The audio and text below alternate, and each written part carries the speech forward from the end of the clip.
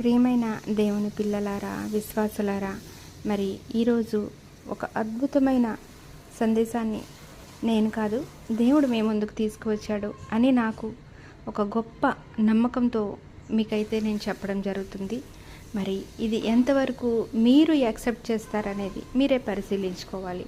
అయితే విషయంలోకి వెళ్దామా? యేసుక్రీస్తు మాటలు వినడం అంటే ఒక మాట వినడం కాదు, ఒక జీవితం ఎదుర్కోవటం కదా. అర్థమైందా? మనం చాలా మాటలు వింటాం, మోటివేషన్ మాటలు వింటాం, మనుషులు సలహాలు వింటాం, పాటిస్తాం. కానీ అవి మన బాహ్య జీవితం కొద్దిసేపు, లేదంటే కొద్ది రోజులు, లేదంటే మహా అయితే 1 సంవత్సరం అలా మనల్ని మార్చగలవేమో కానీ యేసుక్రీస్తు మాటలు మన హృదయాన్ని తాకి మన మనస్సులను విరగ్గొట్టి ఆత్మను మళ్ళీ కడతాయి. అర్థమైందా? మరి ఈ రోజున నేను చాలా మట్టుగా గ్రహించేది సెర్చ్ చేశాను, చాలా విషయాల్లో కొంచెం లోతుగా. ఎంతోమంది వివేకవంతులు, పండితులు, చాలా పెద్ద పెద్ద మోటివేషన్ స్పీచర్స్ ఇలాంటి వాళ్ళు కూడా చెప్పే మాటల్లో క్రీస్తు బోధనలు వింటున్నాను నేను.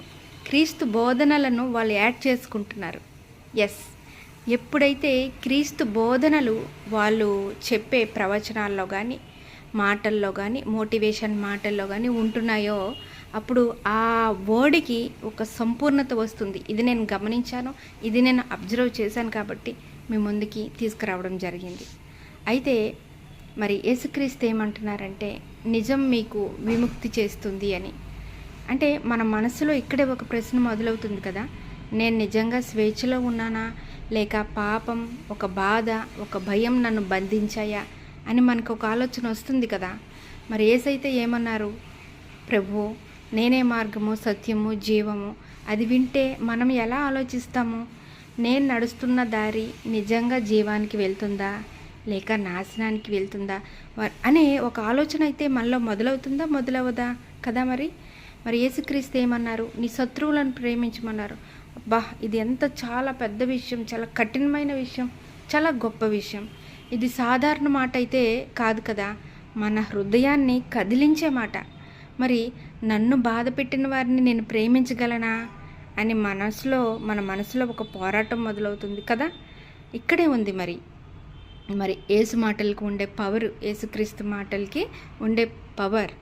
మరి అవి మన పాపాన్ని చూపిస్తాయి, మన అహంకారాన్ని విరగ్గొడతాయి.